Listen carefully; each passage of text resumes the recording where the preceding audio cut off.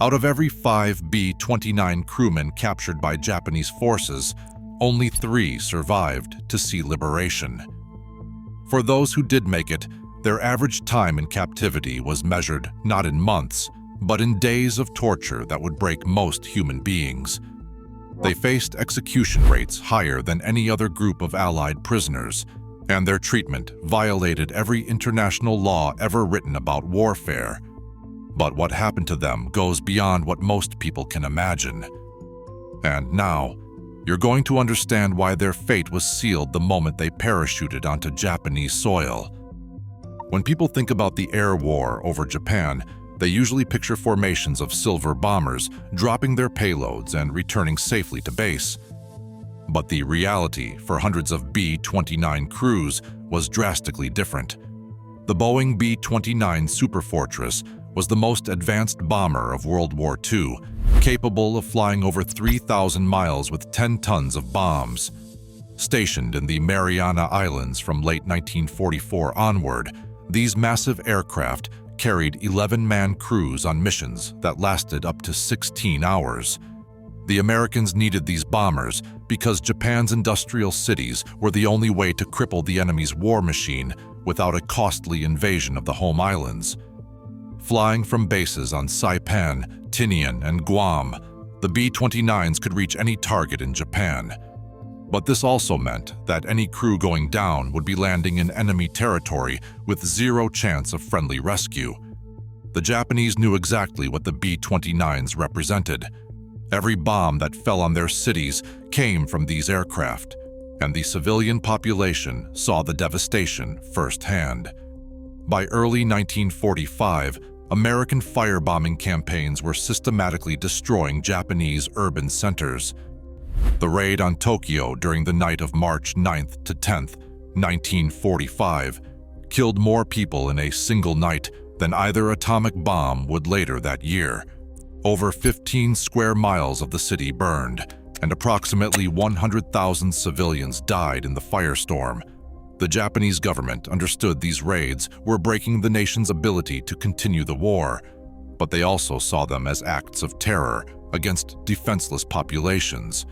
This perception would prove catastrophic for any B-29 crew member who fell into Japanese hands. On August 13, 1942, the Japanese government passed what became known as the Enemy Airmen's Act. This law declared that any Allied airmen participating in bombing raids against Japanese-held territory would be treated as violators of international law rather than legitimate prisoners of war. The language was specific and deliberate. It stated that captured airmen were not protected by the Geneva Convention and could be tried as war criminals for what the Japanese called indiscriminate bombing of civilians. What this meant in practice was that B-29 crews were marked for execution from the moment this law took effect. American intelligence knew about the law, but underestimated just how extensively it would be applied. They believed it might result in show trials and a few executions for propaganda purposes. The reality was far worse. Between 1944 and 1945, approximately 570 American airmen were captured after their aircraft were shot down over Japan or Japanese-controlled territory. The vast majority were B-29 crew members. Of these men, less than 60% survived to see liberation in August 1945. This mortality rate of over 40% was significantly higher than the overall Allied prisoner of war death rate in Japanese captivity, which itself was a horrifying 27%. But the raw numbers don't tell the full story of what these men endured. To understand their fate, you need to know what happened from the moment they hit the ground. When a B-29 went down, crew members who successfully bailed out faced immediate danger even before landing. There are documented cases of Japanese civilians and soldiers shooting at parachuting airmen while they were still in the air. One crewman from the 462nd Bombardment Group was machine-gunned to death while descending, his parachute offering no protection from the gunfire below. Those who made it to the ground alive often faced mobs of enraged civilians. The people in these areas had just experienced bombing raids that killed their families and destroyed their homes. They saw the distinctive American flight suits and attacked with whatever weapons they had available. Rocks, clubs, farming tools, and improvised weapons were used to beat captured airmen. Multiple survivors reported being stoned and struck with iron bars immediately after capture.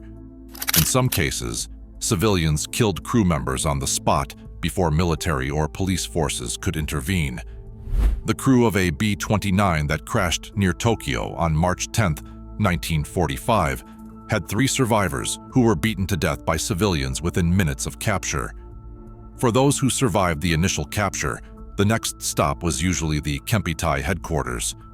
The Kempeitai were Japan's military police, and they operated with almost unlimited authority over prisoners. They ran the interrogation centers, and their methods were systematically brutal.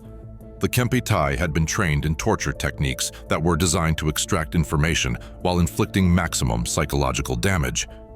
Captured airmen described interrogations that lasted for hours with no breaks.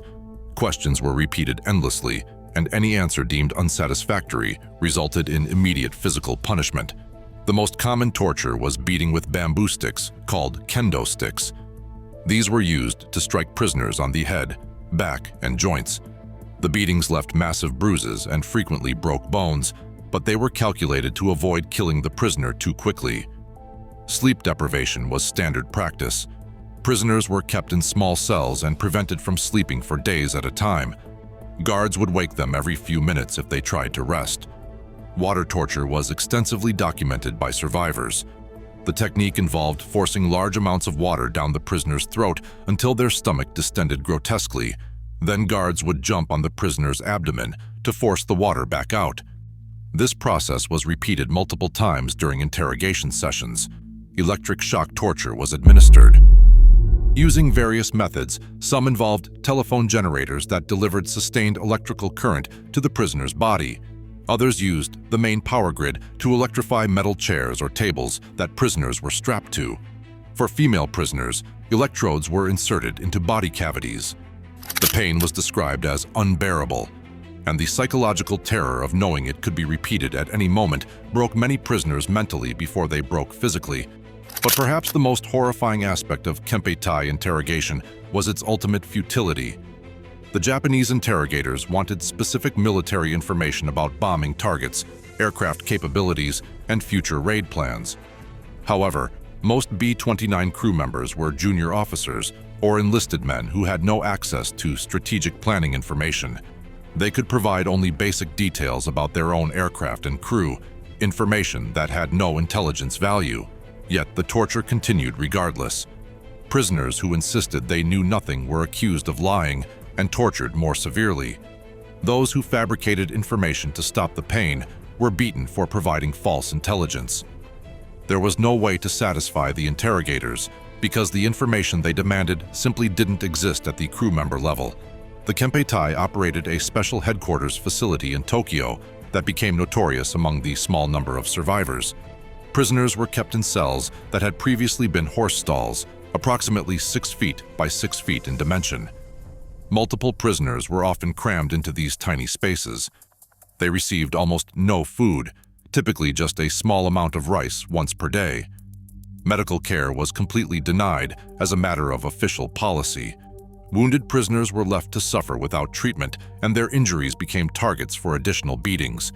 If a prisoner cried out in pain, guards would beat not just that prisoner, but everyone else in the cell as collective punishment. The psychological impact of hearing fellow prisoners screaming during torture sessions was profound. Occurred daily was devastating. Several survivors reported that the sounds of torture were worse than experiencing it directly because the anticipation and inability to help created unbearable mental anguish. Then there were the public displays. Japanese authorities occasionally took prisoners to downtown areas for public exhibition and abuse. One B-29 bombardier was tied to posts in a schoolyard where Japanese soldiers practiced bayonet charges on him. The final thrust went through his neck and into his throat. Another crew member was placed on exhibition in downtown Tokyo for 5 hours, where civilians were allowed to kick him, stone him, and beat him. He was kicked unconscious multiple times and revived only to experience more abuse. These public tortures served dual purposes. They satisfied the civilian population's desire for revenge while also serving as propaganda to show that American airmen were being punished for their crimes against Japanese civilians.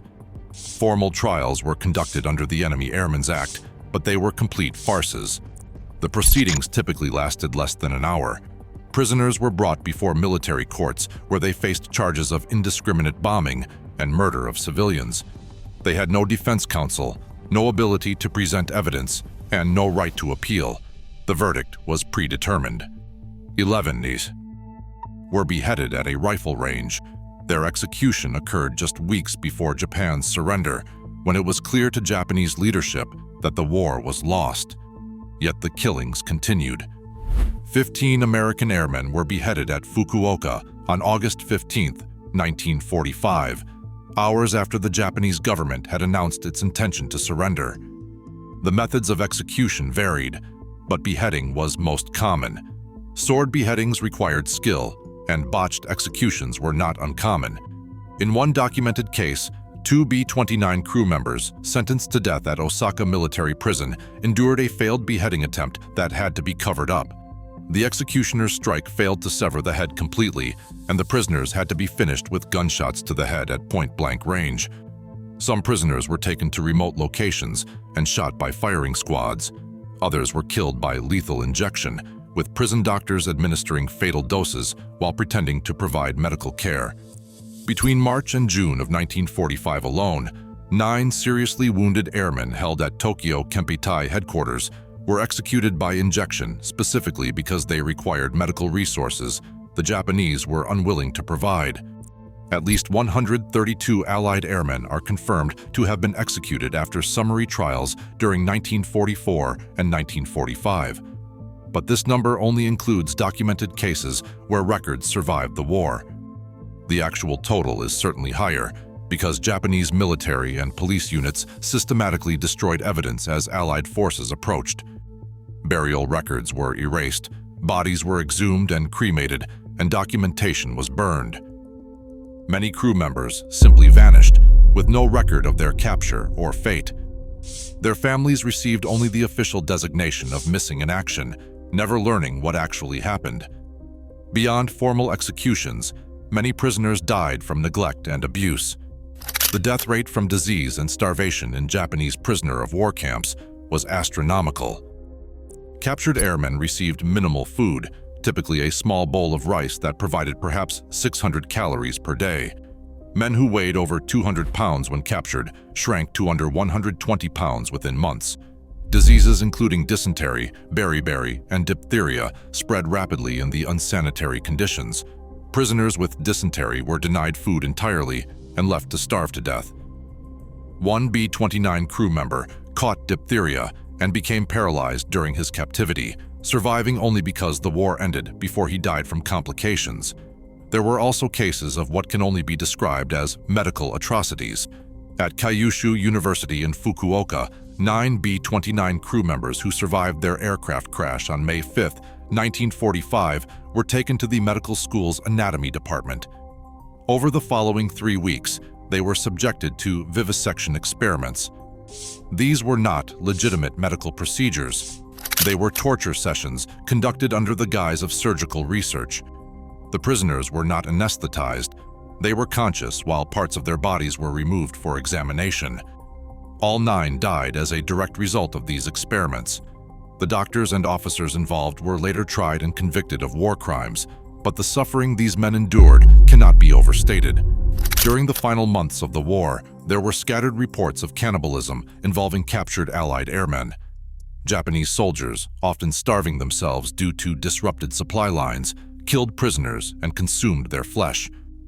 One Indian prisoner of war testified at war crimes trials that, on November 12, 1944, he witnessed Kempeitai officers behead an Allied pilot and then cut flesh from the body's arms, legs, and buttocks.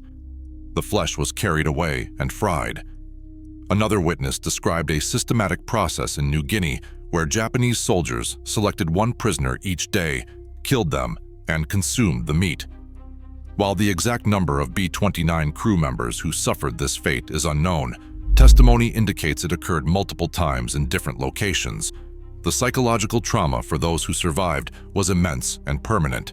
Many prisoners spent the rest of their lives unable to speak about their experiences. One bombardier who was displayed naked in a cage at Tokyo Zoo for public abuse weighed 215 pounds when captured. At liberation, he weighed 122 pounds. The physical scars were visible, but the mental damage ran far deeper. Survivors reported nightmares, flashbacks, and an inability to process what had been done to them. Some never recovered psychologically. The Japanese policy of treating B-29 crews as war criminals rather than prisoners of war created a system where torture and execution were not aberrations, but standard procedure.